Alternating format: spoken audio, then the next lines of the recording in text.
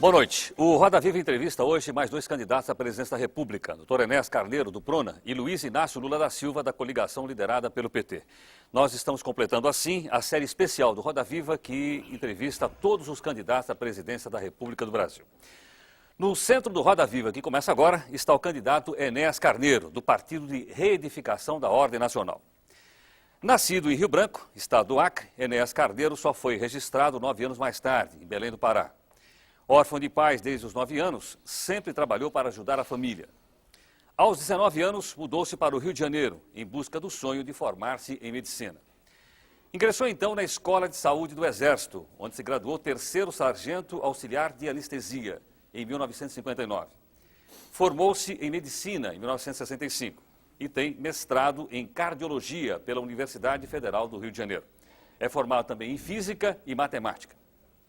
Sua estreia na política foi em 1989, quando fundou o Partido de Reedificação da Ordem Nacional e lançou-se candidato à presidência da República. Com apenas 15 segundos no horário gratuito de televisão em 1989, tornou-se célebre com a frase "Meu nome é Enéas" e obteve mais de 360 mil votos, conquistando o 12º lugar nas eleições daquele ano. De volta à política, novamente como candidato à presidência, Enéas Carneiro disporá agora de mais de 1 minuto no horário gratuito da televisão.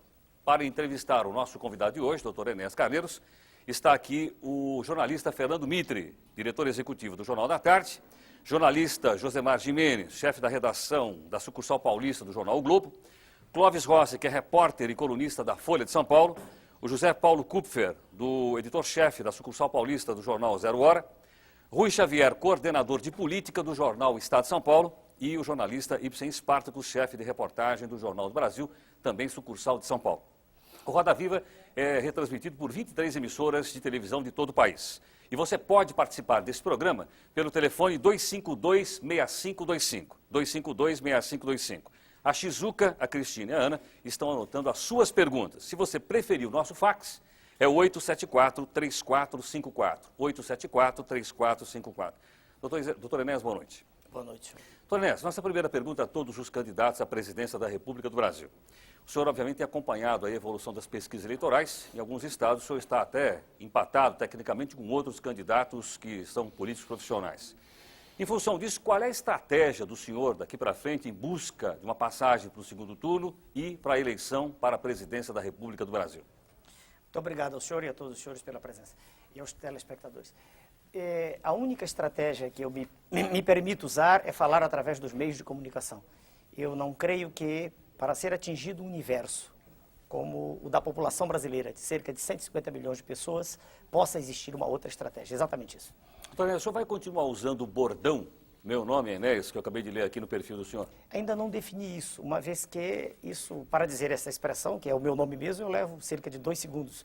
Eu, quando tinha 15 segundos, gastava 2. Se usar de novo, gastarei 2 dentro de 1 minuto, o que será um tempo bem menor do que o total. Doutor Enéas, o senhor enfatiza muito... Desculpe. Perdão, Josemar, por Lá, favor. Desculpa. vira assim, né?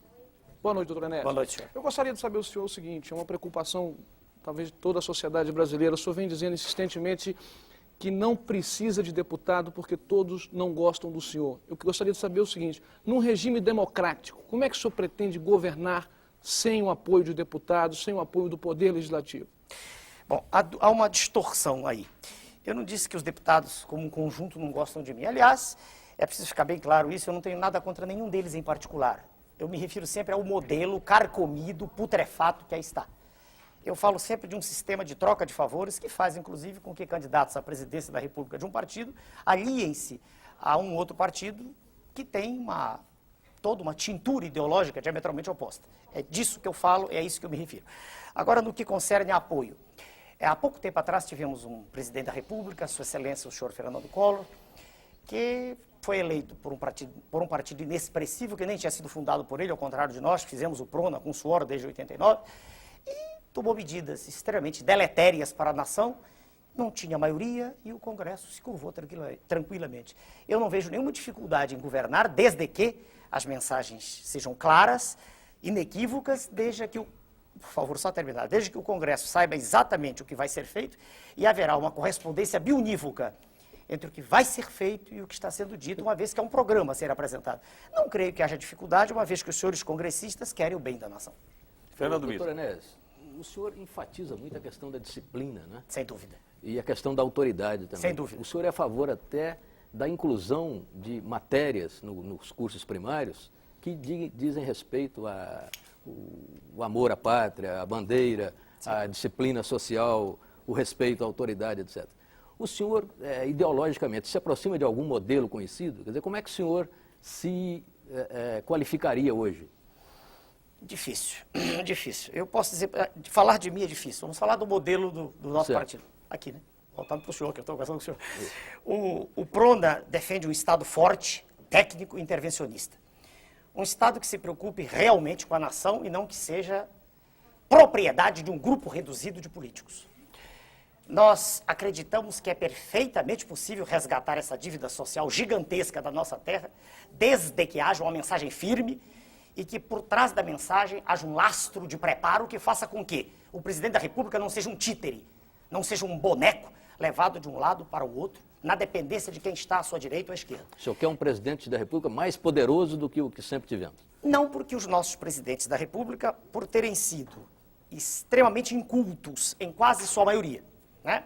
Quase a maioria, e por serem homens de personalidade extremamente frágil, têm sido levados para um lado e para o outro. Haja vista o que ocorre agora recentemente com Sua Excelência, o senhor presidente da República, que cede a uma pressão quando, eu quero crer, o chefe da nação deveria agir de modo firme. Se ele é o chefe, ele deve ter firmeza. Um presidente deve presidir, senão não é presidente. Um presidente deve ser de fato e não só de direito. Nesse sentido, se o senhor me pergunta, eu sou um homem que gosta de ordem, de autoridade, de respeito. Se o senhor me disser assim, o senhor dialoga? Sim, dialogo sempre. Eu ouço, por exemplo, se os senhores disserem, o senhor tem 1 minuto, eu falo 1 minuto. Se os senhores disserem, eu obedeço às regras. E gosto que haja obediência à lei e à ordem. É assim que eu entendo uma nação civilizada. O regime militar que foi implantado no Brasil se aproximou desse modelo que o senhor defende? Lamentavelmente, o regime militar esqueceu-se de uma coisa fundamental, que é a formação do cidadão, o investimento no homem. Segunda falha, o regime militar asfixiou a imprensa. E não existe no Brasil nenhum partido político, não é só o partido que eu criei e que está hoje, graças a Deus, representado em quase todo o Brasil. Não há nenhum partido político que possa ir a todos os rincões, que possa saber exatamente o que está se passando na intimidade do poder. Não há partido nenhum. Então a imprensa tem que ter liberdade para isso. E ela terá essa liberdade com a nossa chegada, sem dúvida, para fiscalizar aquilo que está sendo feito. Pois se aquilo que nós queremos fazer tem que ser para o bem da nação, a imprensa tem que ter. Isto é uma coisa. Outra coisa é a absoluta falta de responsabilidade com que a imprensa se comporta atualmente. Por exemplo, cito de modo claro, na capa de uma revista aparecem as 3 figuras magnas do país.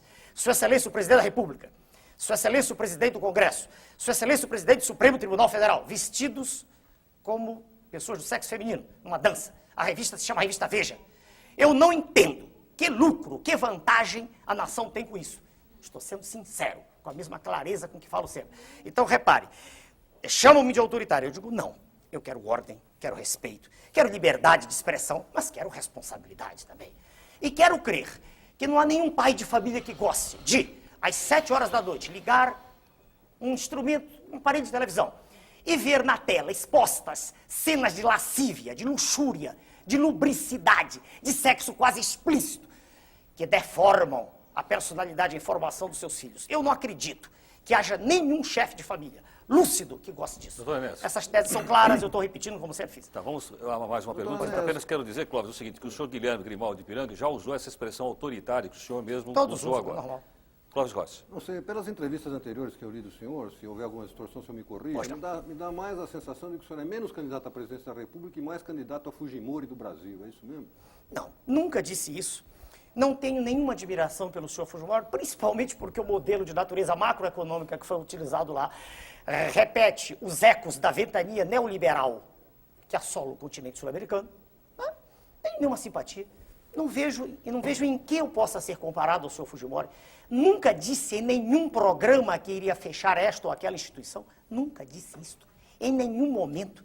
Não vejo nenhuma razão para essa comparação. Doutor Enéas, eu Tempo queria sem saber, espaço. quando o senhor faz essas críticas aos meios de comunicação, por falta de responsabilidade, o senhor Exato. diz que, na eventualidade de ser presidente, usaria de mecanismos, quer dizer, eu queria entender... Jurídicos, mecanismos jurídicos. Que mecanismos são esses? Hoje a Constituição não prevê nenhum tipo de intervenção, a imprensa é livre no país, e eu queria saber se o senhor batalharia para criar algum tipo de mecanismo de controle dos meios de comunicação. Vamos lá.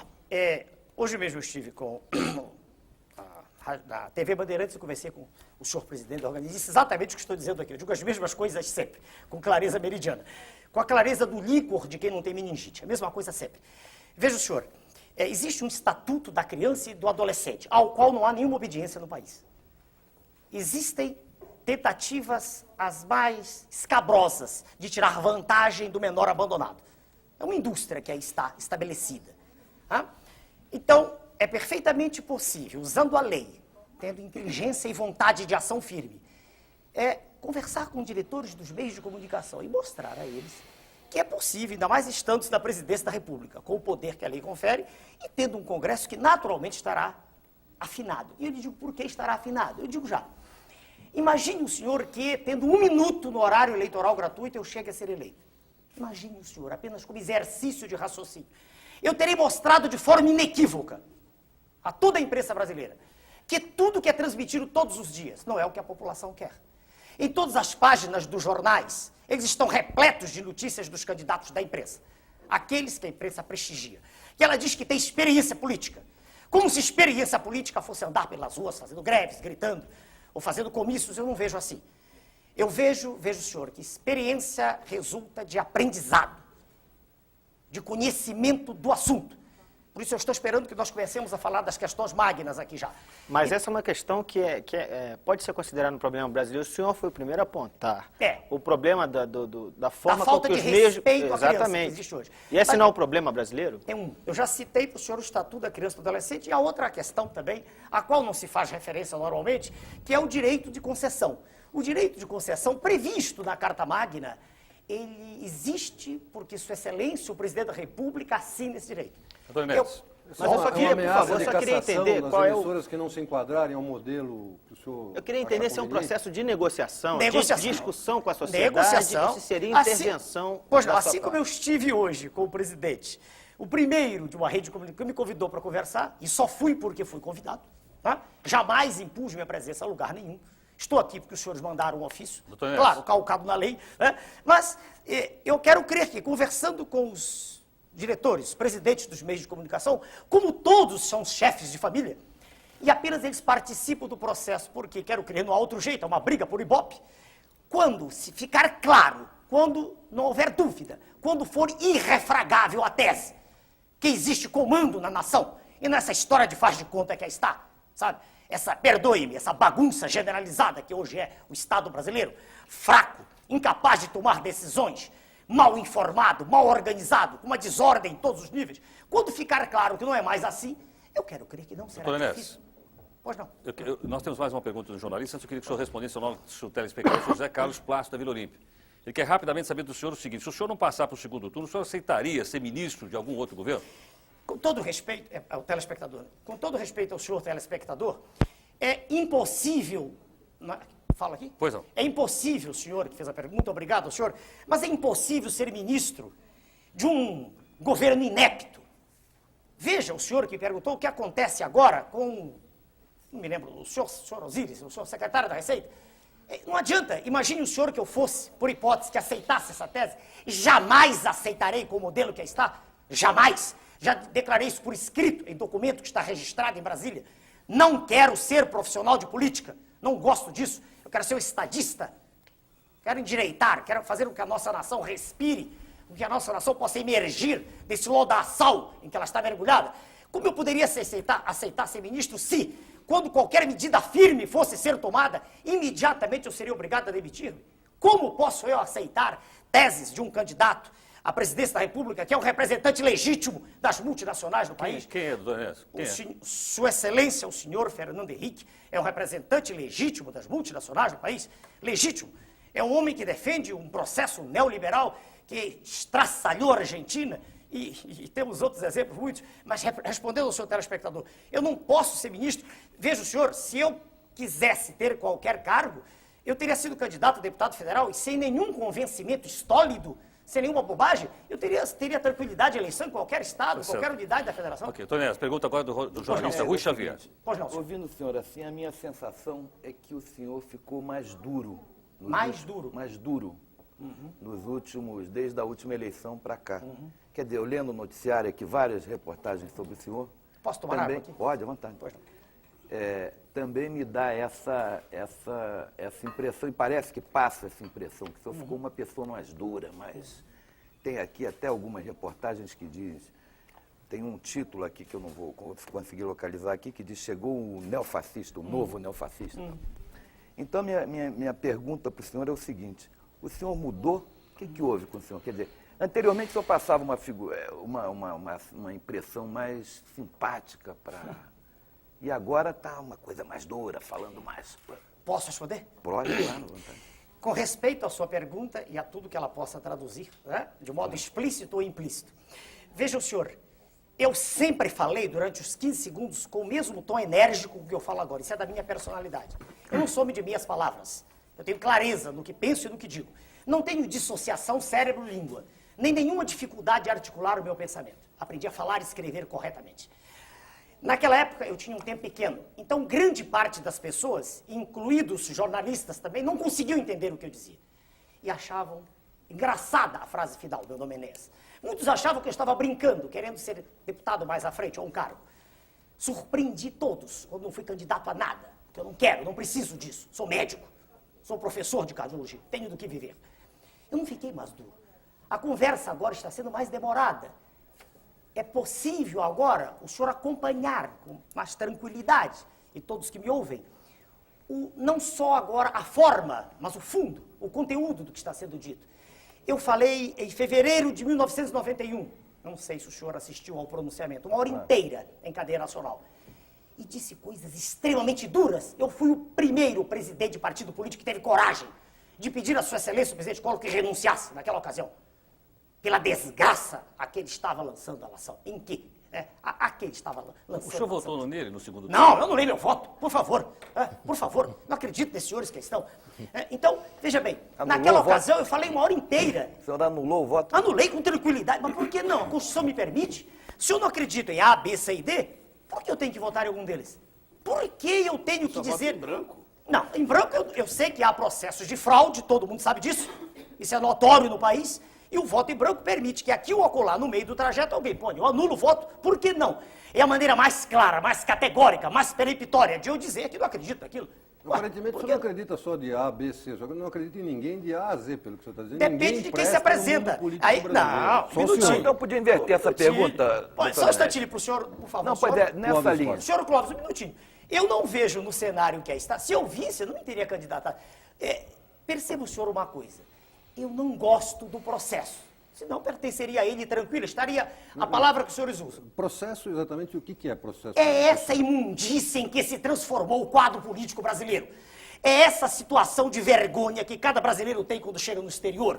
Eu estou falando de quem pode ir ao exterior, porque pobre não sai nem do bairro onde mora, não consegue nem pagar a passagem. Essa situação de mentira que é lançada nas telas da televisão e nos jornais todos os dias. E vou dar exemplos para os senhores, vamos falar de coisas concretas. Previdência, que é uma farsa. A maioria das coisas que são apresentadas é falsa. Quando se diz que existem 2 para 1, isso é mentira. Misturam-se os homens da cidade com os homens do campo. A relação na cidade é quase 4 para 1. A relação no campo é meio para 1. Quando se junta isto tudo, e os senhores são jornalistas, sabem da verdade, cria-se o 2 para 1. Então há 2 indivíduos, isso é mentira. O que ocorre é que arrecada-se muito pouco no campo. E como se arrecada muito pouco no campo, a cidade paga pelo campo. Então tem-se a impressão que a Previdência está falida. Ela tem, aliás, um saldo de $1 bilhão. O que se quer é privatizar tudo para que grupos espúrios, né, tomem conta e aí o Estado fica endividado, como aconteceu no Chile. O Estado fica endividado e os grupos têm um grande negócio. Então, eu deixo deixar bem claro.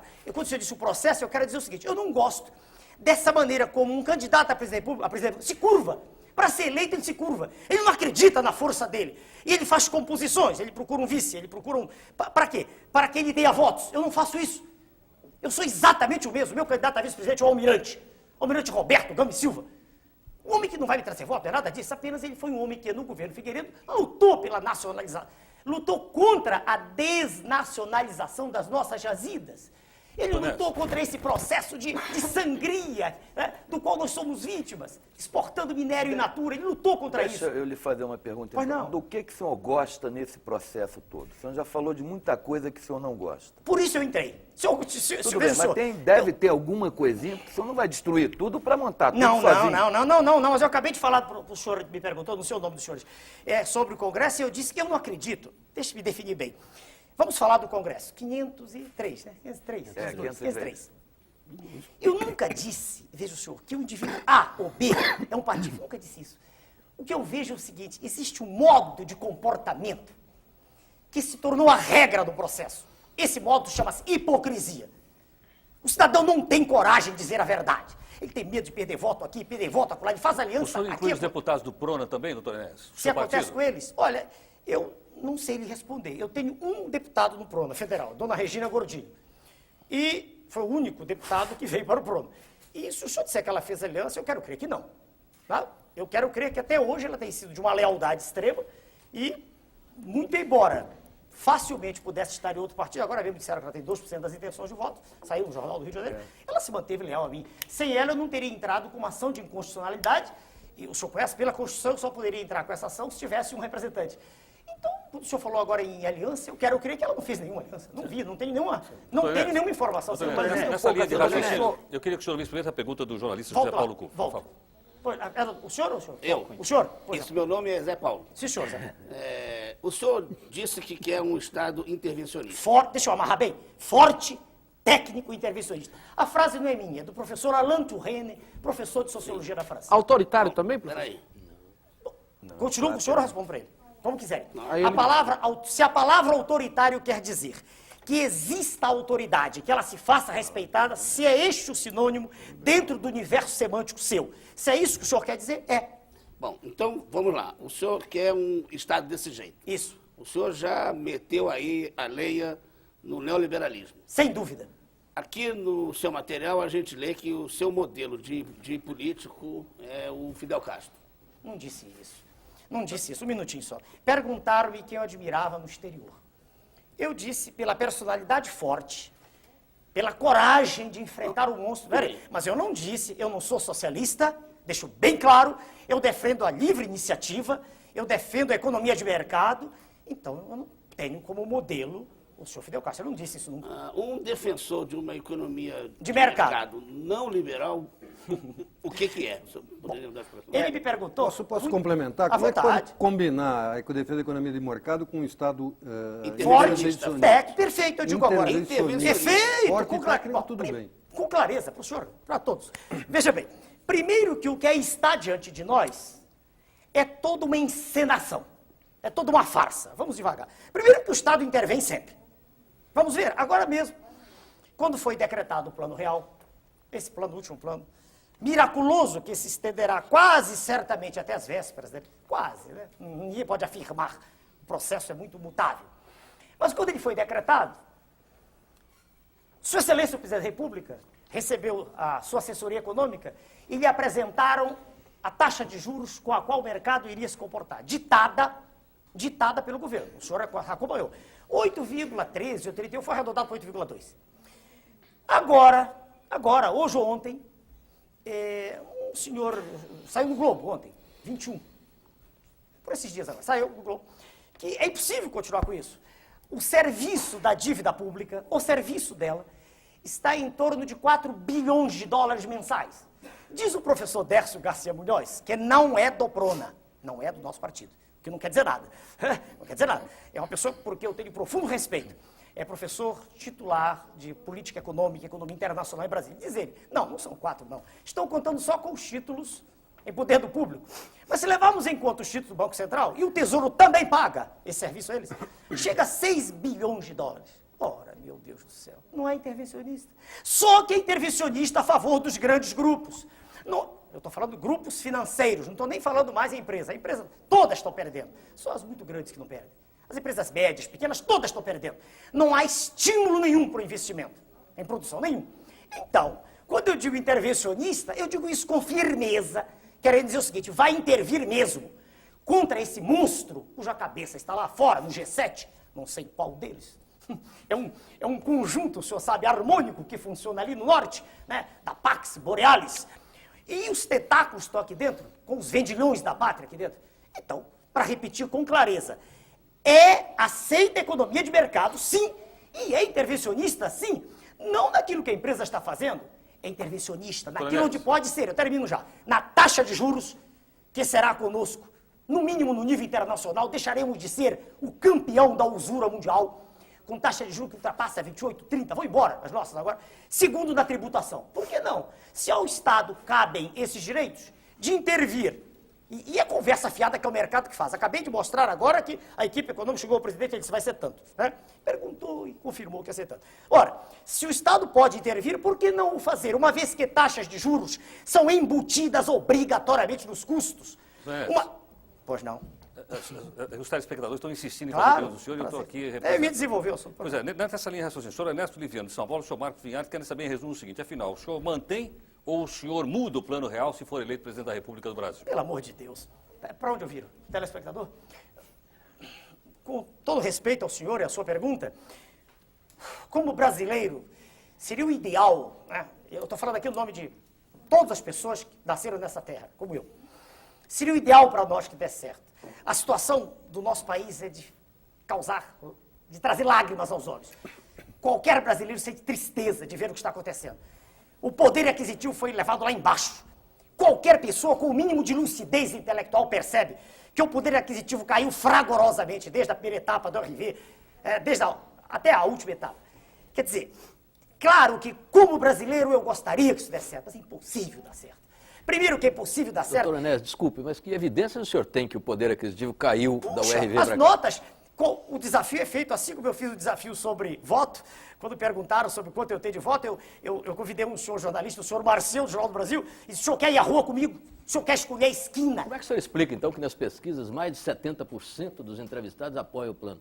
E até entre os eleitores dos maiores adversários do Fernando Henrique? Fui eu quem mudou o fio. Eu estava falando de mim. Assim como eu tenho a prova hoje de que não é exatamente a realidade, os dois, três não são exatamente a realidade, há um pouco mais, né, esses que apresentam.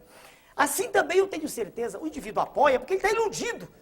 Ele olha para a moeda, ele vê uma moeda pequenininha, que não valia nada há pouco, e ele sente, puxa, meu dinheiro está valendo. O senhor mesmo disse, não valia nada há pouco, agora vale. Mas é verdade. Então isso é positivo em si? Sem dúvida, do ponto de vista de máscara... Então o senhor já descobriu alguma coisa de positivo Mas no plano? espera aí, se é positivo enganar o público... Mas isso é enganação? É. O senhor acabou de descrever que o povo agora tem uma moeda não, a que vale. moedinha na mão escute, Que vale, disse a que antes moeda não no valia. sentido do termo macroeconômico, por certo, favor. eu sei. A moedinha vale. Peraí. Antes não valia. Não valia nada. Porque Então melhorou. Espere. Mas é falso porque o que é mais importante não é aquele valor dela, nela, íncito a ela, próprio dela. É o poder de troca, é o poder aquisitivo. E ele não existe. Mas isso se mantém. Não diga isso, por favor, Doutor senhor. Enéas. Por favor, o poder aquisitivo caiu. Doutor Enéas. Eu não trouxe aqui, mas é possível provar isso. Qualquer pessoa que saia com dinheiro na mão para comprar agora e o faça... Mas há uma contradição em termos do que você está dizendo. Quer dizer, antes havia um dinheiro que não valia, agora há um dinheiro que vale. O dinheiro que vale é aquele que compra. Espere, devagar. O que não vale é o que não compra. Por favor, eu preciso responder para haver clareza. Uma moeda, aquela moeda de metal, aquilo que é simbólico, antigamente, ela não existia porque estava tudo fragmentado. Hoje, esse centavo, ele vai de... se o real é 2... Vale mais de meio dólar. Exato. Mas eu quero dizer que o que essa moeda pode comprar é menos do que os 2,750 podiam. Isso é que eu quero dizer. Entenda-me.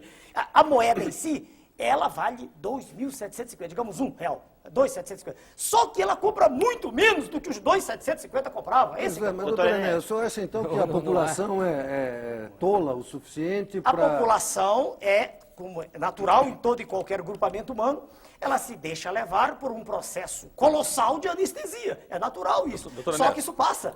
Essa anestesia, um minutinho. Essa anestesia ocorre em todos esses movimentos. É natural isso. Essa anestesia ocorre todas as vezes que os meios de comunicação, de modo maciço, apresentam uma ideia. Isso é Doutor natural. Enéas, a dona Maria Helena Prenhorato, nossa telespectadora, quer saber quem é o ministro da Economia do senhor. Com quem é que o senhor vai nomear para o Ministério da Economia? Ora, isso respeita a senhora. Na área econômica, hoje, eu tenho duas pessoas que me ajudam muito. Um é um membro do partido, do PRONA. É um professor da Escola Superior de Guerra, Dr. Marcos Coimbra, titular de análise quantitativa da Universidade Estadual do Rio de Janeiro. Estou me dirigindo para a tela, né? E a outra pessoa não é do PRONA, eu citei antes, é o professor Dércio Garcia Munhoz, por que eu também tenho muito respeito. Mas eu não tenho compromisso com nenhum dos dois de dizer que um deles é o ministro. Em nenhum momento, não há esse compromisso estabelecido. No decorrer do processo, pode ocorrer de um deles dizer, não, doutor Enéas, é melhor escolhermos uma outra pessoa, eles mesmos. Isso para nós, no PRONA, não é fundamental, nós não estamos trocando cargos. Eu, por exemplo, o senhor perguntar sobre o ministro da Saúde, tem um número enorme de médicos. Eu dei aula para mais de 20 mil médicos. É facílimo escolher alguém. Isso não é preocupação nossa. Né? Não é. Doutor Enéas, nós vamos fazer um pequeno intervalo Pois e não. nós voltamos daqui a pouco com nossa sequência do Roda Viva Especial, entrevistando o doutor Enéas Carneiro, que é o candidato PRONA à presidência da República. Nós voltamos já já.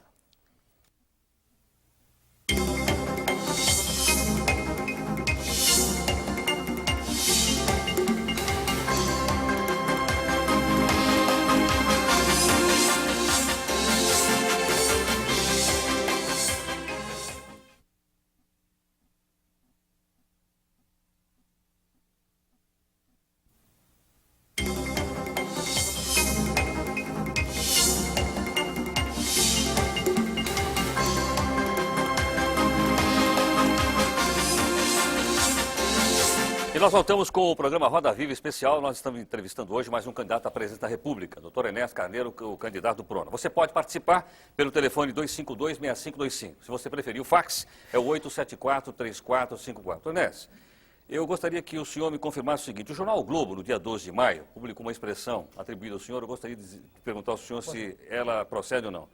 Ele diz o seguinte, que o senhor teria dito que a classe política brasileira é representada pela escória da sociedade. Sem O senhor disse isso. Disse com os mesmos termos. Então, que eu a quero respeitosamente perguntar ao senhor o seguinte, o senhor se inclui nisso? Não, por isso não quis ser candidato a nada. Quando eu disse escória, eu quero dizer o seguinte, é difícil, claro que há exceções em todos os níveis, em todos os meios, mas é difícil o senhor encontrar no cenário político um cientista, um homem que tenha dedicado sua vida à ciência. Geralmente ele sente repugnância pelo processo. E por que ele sente esse sentimento específico? Porque se criou toda uma imagem, que é a imagem das ruas, não é a imagem da imprensa, é a imagem nas ruas, de uma aversão pelo político. O político geralmente é vaiado, o político geralmente é alguém para quem se olha assim, um cheio de vida fácil. E quando a gente acompanha todo o processo, a gente vê que, na maioria das vezes, na esmagadora maioria das vezes, o chefe se aproxima para tirar vantagem. Ele se aproxima porque ele fracassou na vida profissional. Ele não é um indivíduo que tenha tido uma carreira com brilho naquilo que faz. Doutor Enéas, desculpe, nós temos aí concorrendo o maior líder da história do Brasil, que é o Lula, e um brilhante intelectual de nível internacional, que é o Fernando Henrique. Muito bem. O Isso senhor me desmente obriga, o que o senhor disse. o senhor me obriga a caracterizar de modo pessoal, que eu não gosto de fazer, mas quando o senhor diz líder, perdoe-me, se o Partido dos Trabalhadores tem uma estrutura de pensamento tão forte, por que na sua linha de frente, para o cargo máximo da nação, ele apresenta uma pessoa, não tem nada em particular com esse senhor, mas que é uma pessoa sem preparo. Como sem preparo? minutinho. O Por preparo favor. só se adquire na Parece que, academia? exatamente. É, o seu chegaremos lá. conceito de preparo Isso não faz se limita sentido. aos sábios. Não, preparo. Bom, eu nunca disse que era sábio, senhor. Não digo isso. Eu sou um estudioso de ciência. Veja bem, quando eu digo sem preparo, vamos ser claros, todos nós. Existe uma mística que é criada no sentido de proteger o cidadão A, cidadão B. Por favor, o que é preparo? Preparo adquire-se de modo formal nas escolas. Eu não consigo aceitar, e por isso eu me sinto muito... Um minutinho. Senão, deixa eu terminar a expressão. Claro, o senhor à tem vontade, todo o direito claro, de redarguir. claro, à vontade. Se as escolas não servem para nada, para que elas foram criadas? Não, quem disse que não serve? Só um minutinho. Então, se o curso primário, o antigo... As escolas brasileiras hoje servem muito pouco. Bem, eu não fiz a escola atual, senhor. Eu fiz há 50 anos atrás. Sim, mas o senhor concorda que hoje ela serve muito pouco, né? Elas servem pouco, mas é melhor a escola do que a não escola. Permita-me só terminar o pensamento aqui. Se eu não consigo entender que se lance a candidatura da República, não consigo entender, e que haja um aplauso de um grupo, né? a uma pessoa que nunca estudou, que se exprime com muita dificuldade, em linguagem falada ou escrita, e que, perdoe-me, fala do que ouve. Eu não conheço nesse senhor, né, o candidato do PT, nada que nesse período todo de 79 me tenha impressionado no que concerne alguma análise profunda de questões sérias. Eu nunca vi isso. Eu não sei como uma pessoa que nunca foi educada e nunca educou ninguém pode falar de educação, eu não entendo. Agora, se o senhor diz que eu estou ofendendo, não estou ofendendo, fazendo um diagnóstico. Você está mostrando um preconceito absurdo. Não, não é preconceito. Veja o senhor, para dirigir um avião, exige-se um curso, Claro, um treinamento. não há nenhuma dúvida. Para dirigir uma escola, exige que a pessoa tenha um diploma. Para ser presidente da República, não se exige nada. Exige que seja um cidadão como é que o que presidente tenha legitimidade no seu poder, que tenha o apoio da sociedade. E essas são as Desde que exigências. esse apoio seja manifesto, não dessa forma que é. Como dessa Metade da população se diz insatisfeita, 56% são as estatísticas. Agora, o senhor expõe em todos os programas, nas primeiras páginas de jornais, todos os dias, desde 1979, Espera um instantinho, as mesmas pessoas, os senhores, e tem as suas razões para isso, os senhores têm todo direito de ter seus candidatos. Não, é natural. Por favor. É natural. Por Em favor. 89, Não um minutinho. é essa a questão. É, sim, senhor. Não Porque estou com minutinho. meus candidatos, nossos candidatos. Em não é 19... isso. Não, os senhores me chamaram porque a lei assim o exige hoje. Em 1989, eu era a mesma pessoa, tão preparada quanto sou hoje. Os mesmos diplomas que tenho hoje. Nunca houve um órgão de comunicação, nunca não. O senhor Jô Soares me chamou, me deu essa oportunidade. Mas ninguém se interessava, era uma pilhéria.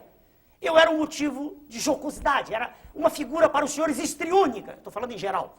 Pode até haver no conjunto dos senhores alguém que admita, que aprecie o que eu digo. Agora, então, se há o preconceito não é meu.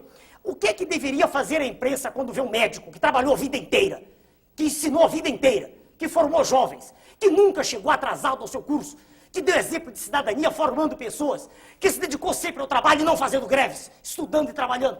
Por que a imprensa não foi perguntar para mim o que eu pensava em 89? Por que, um minutinho, porque só 5 anos depois, quando eu provei de modo categórico que não queria pertencer ao sistema, por que só 5 anos depois a imprensa se interessou? Dê-me uma razão.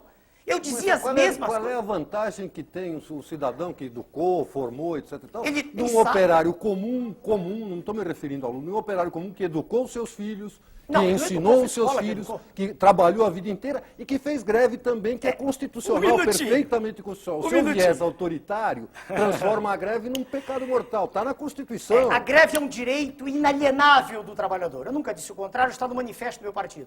Isto é uma coisa. Outra coisa é viver disso. É fazer disso profissão de fé. Outra coisa é não ter feito nada além disso na vida, como aliás o jornal do senhor escreve sobre mim, não sei quem, não me lembro, que eu não gravo o nome dos senhores, que diz que a biografia do senhor candidato PT é melhor que a minha. Mostre-me o currículo do candidato PT. Mostre-me o que ele fez ao longo da vida. Doutor Senhor, Enéas, por favor. o senhor eu estou obrigado a Doutor dizer. Enéas.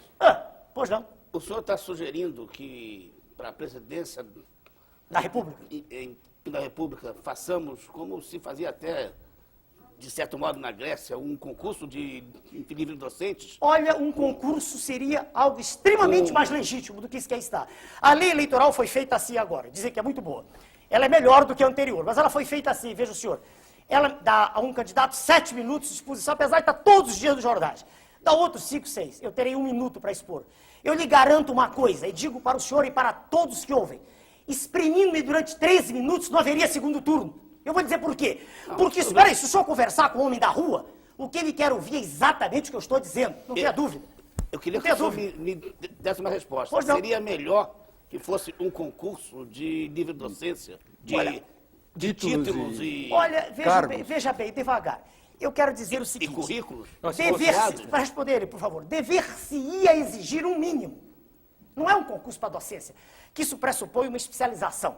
Né? Isso pressupõe a entrada numa seara específica de atividade cognitiva. Não estou dizendo isso. Não, Sim. um mais diplomado, um mais Não necessariamente. graduado. seria o presidente. Exige-se um mínimo de preparo. Mínimo. Segundo, exigir-se Preparo formal de faculdade. formal. Eu não conheço preparo, veja o senhor, a não ser, é claro, isso é raro, a gente encontra o autodidatismo, que eu fiz em algumas disciplinas. Mas a formação curricular é fundamental para que uma pessoa possa manifestar-se acerca de um tema. Estamos todos aqui. Se alguém fizer a pergunta do auditório, aqui não há um auditório, se fizer a pergunta da rua, qual é a natureza da luz, se não houver ninguém aqui que tenha Mas, estudado doutor ciência, Enéas, um minutinho, por favor. perdão, só um segundo. O senhor está, desse jeito, E se vamos pensar só para pensar, ir para um certo extremo, impedindo que o povo vote. Quem Ele disse não isso? tem preparo Eu não disse isso. para opinar sobre assuntos dessa Eu não natureza, disse isso, eu não disse que... Veja, senhor, se eu não Sim, mas o sei... senhor disse exatamente isso. Não, eu falei de quem vai dirigir. Veja, Não, senhor... mas quem vai escolher também tem que estar preparado Não. para uma missão O raciocínio leva a isso. O raciocínio leva a leva isso. isso, doutor. raciocínio, Não, doutor não Enéas. disse isso. Veja o senhor, para o Só cargo... votariam os homens bons, aqueles com certo nível de preparo. A disse República isso. censitária. É natural que os senhores pensem assim, e é natural que os pontos de vista sejam diametralmente opostos. Claro, eu respeito. Mas eu não disse isso. Eu disse o seguinte, primeiro que a discussão não leva a nada, porque a Constituição aí está e vai ser como ela determina. É eleição. Não, são- e qualquer são pessoa, mesmo conceitos, semi-analfabeta, como é o candidato do PT, é candidato a presidente, está tudo bem. Isso não tem dúvida nenhuma. Agora, representa um protesto da classe média contra o que aí está, o que sempre esteve, quer dizer, há muito tempo está, há muito tempo. Porque o senhor Getúlio Vargas era um homem preocupado com a nação, sem dúvida. Estou elogiando um aqui. Doutor Enéas, Doutor Enéas. eu queria abrir Getúlio eu queria Vargas e abrir Fidel Castro já são dois ditadores. Se o senhor elogiados. se o senhor quer olhar sob esse prisma, se para o senhor é extremamente elogiável um presidente que é um boneco, se o senhor gosta disso, eu respeito sua tese. O que está nos seus escritos, eu não penso assim. Doutor Dê-me o direito de pensar diferente. Não, lhe dou o direito. Eu só exato. quero que o senhor diga. Não, mas- Então, vamos voltar à pergunta do Fidel Castro. O senhor disse que não era bem assim. Mas não é assim por causa do Qual é o seu socialismo. modelo? Qual é o seu modelo de estadista, vai? Estadista, vamos Do devagar. presente ou do passado? Do passado. Vamos para homens de personalidade forte que me impressionaram. Não são da minha geração, então só leitura. Meiji no Japão, criador da Era das Luzes. Quem direitou o Japão e preparou o Japão para ser a potência que é hoje. Só que Criou as ele bases. era um absolutista e não foi eleito pelo povo. Sim, Não, isso é irrelevante. Getúlio Vargas foi ditador e depois foi eleito. O que provou que o povo queria ou Quer dizer, ser desejava. absolutista é irrelevante para o senhor, foi isso que eu ouvi?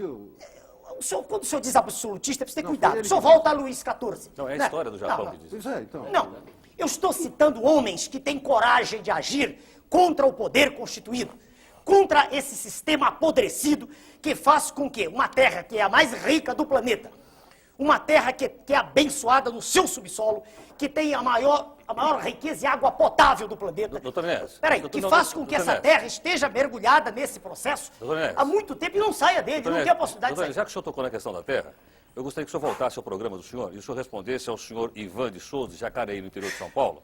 Posso tomar água? Qual é o projeto do senhor sobre reforma agrária?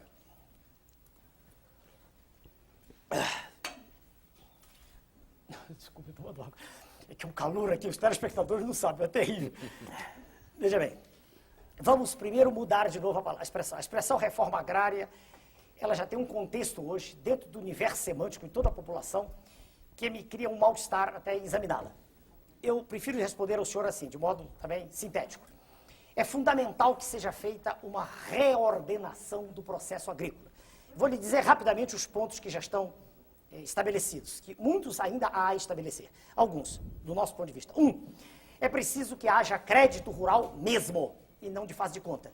Ou seja, é preciso que se privilegie o pequeno produtor, que se privilegie também o médio produtor, que se volte a fazer como no passado se fazia, um investimento maciço no campo.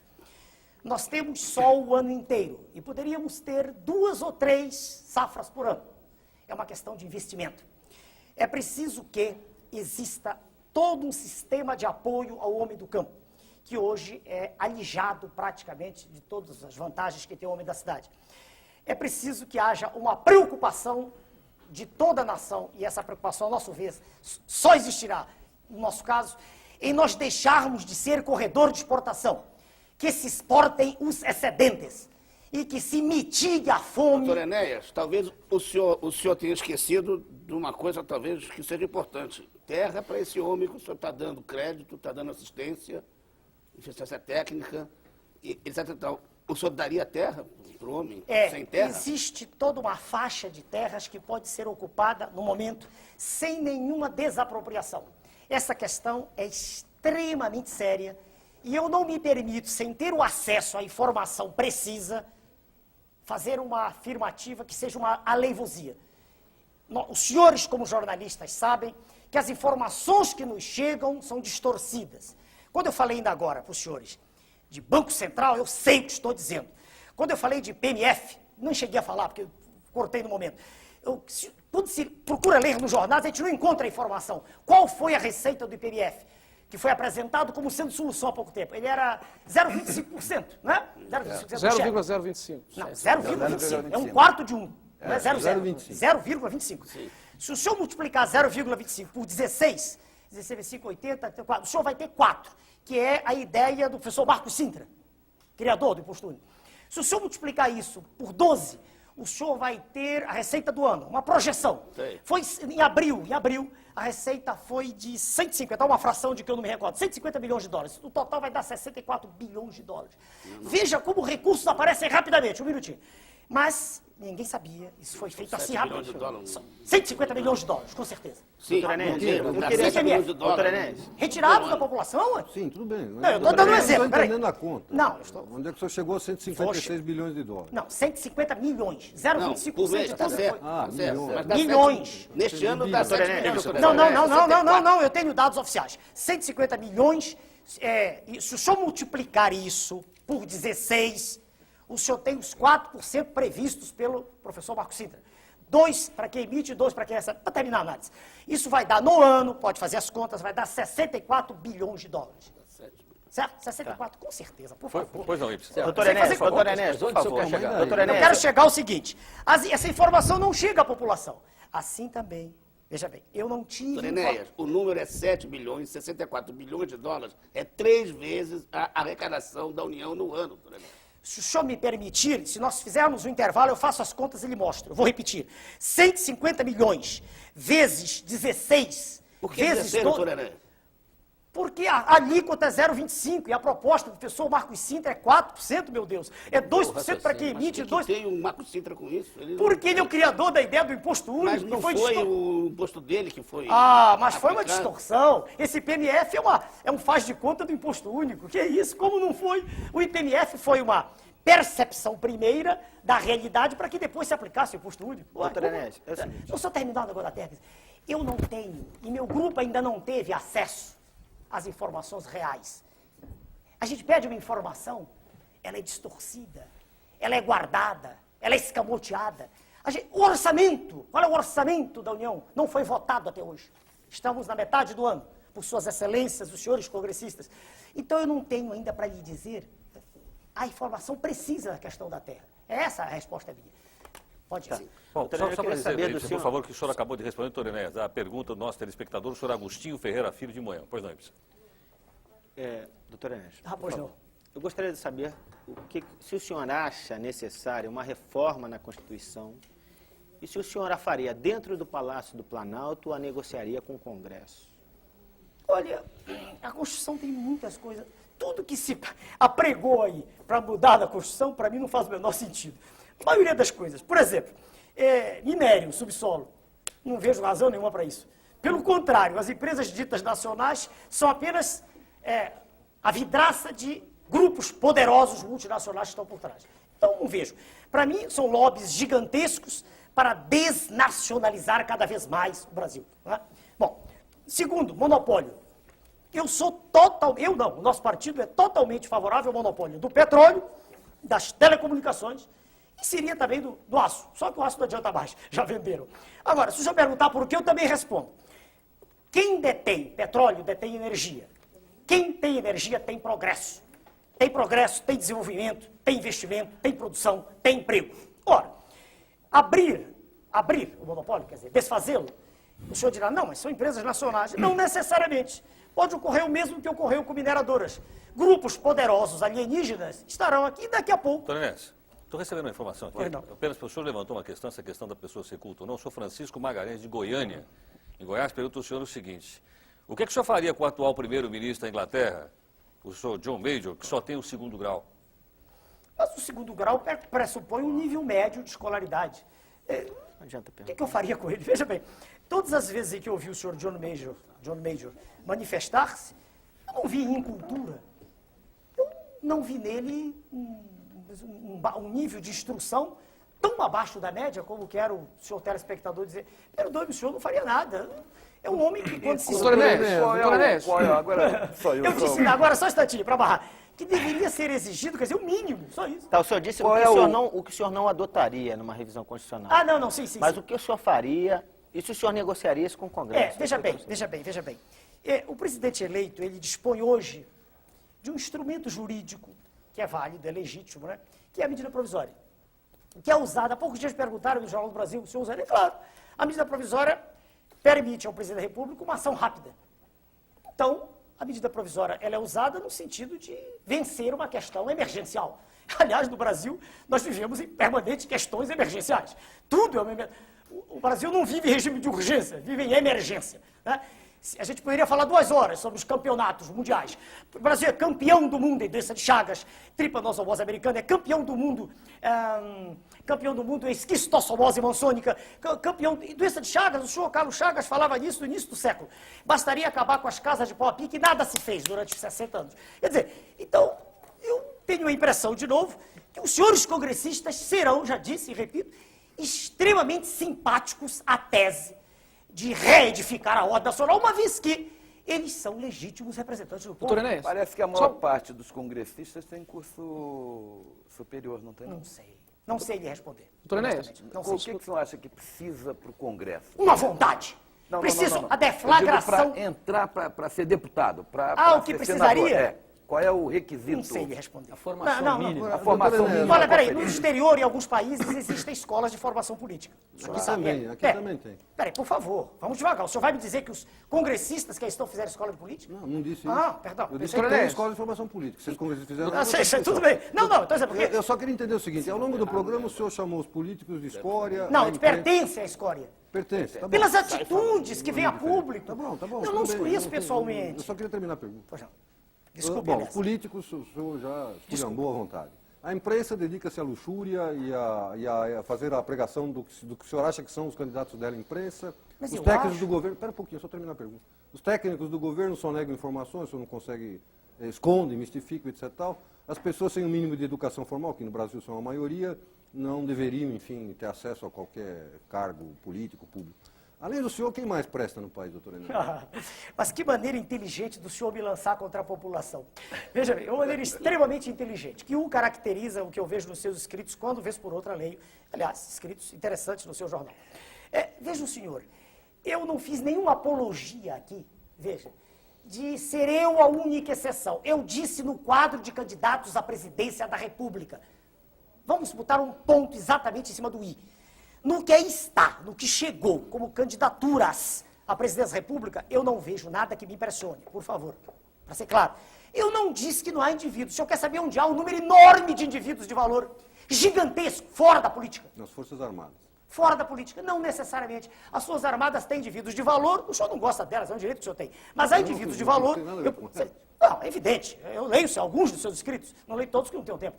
Mas veja bem, há uma reação natural dos senhores, porque os militares se caracterizam por uma coisa chamada ordem, disciplina, respeito, coisas de que eu gosto também. Agora, Mas nós não. Nós queremos a desordem. olha, os senhores, perdão, de novo, os senhores, amor de Deus, a imprensa, ela se caracteriza e ela vive, ela se nutre do escândalo, perdoe. Médicos, colegas meus, fazem trabalhos extraordinários no Brasil. Isso não é notícia. Notícia é o estuprador de menores. Ele vai para a página da revista Veja, vai para a capa da revista Veja. Por que o senhor está falando tanto da revista Veja? Eu citei 2 vezes, é o órgão de maior poder de penetração, né? Ué, não é o órgão. O dia desse, um senhor dele ligou para mim que fazia entrevista. Eu falei, não, eu faço entrevista com os senhores com gravador, com qualquer órgão. Por quê? Porque eu não acredito, ué. Os senhores distorcem dessa matéria que o senhor tem na mão, há coisas que eu não disse aí. Quando ele me perguntou, eu disse, é verdade, eu disse. Não tem por que mentir. Mas há coisas...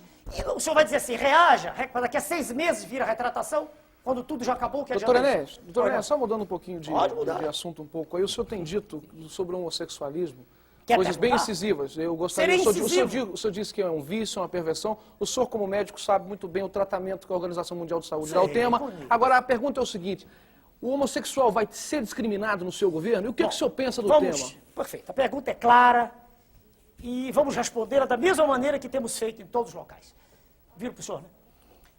Bem devagar.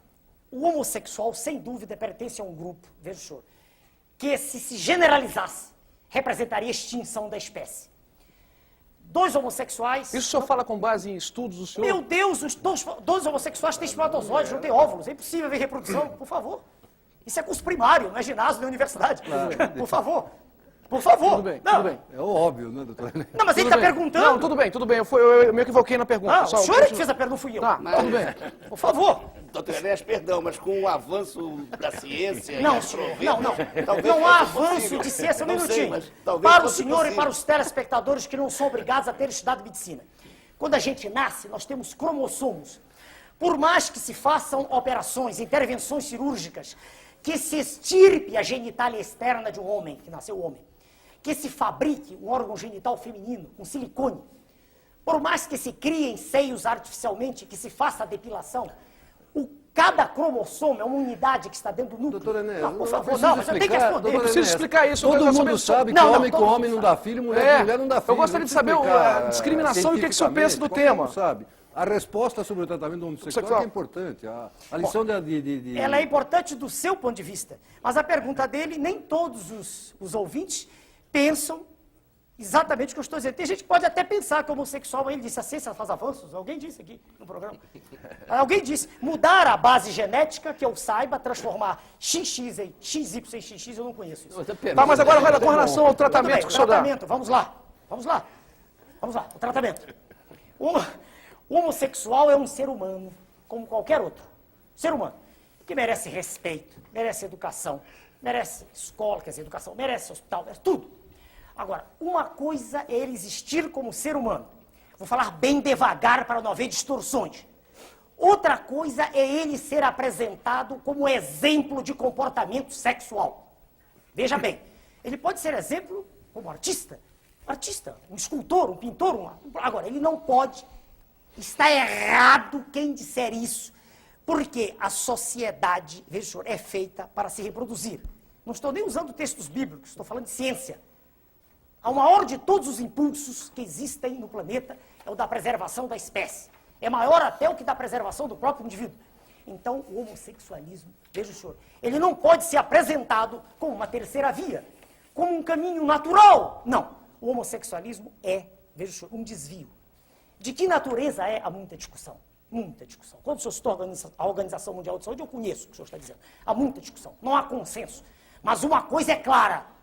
Ser homossexual não é um exemplo do ponto de vista de atividade. Vai ser discriminado no seu governo? Vai ser dito exatamente isso que eu estou dizendo aqui, antes, durante e depois. Vai ser tratado com todos os direitos a que um ser humano tem direito.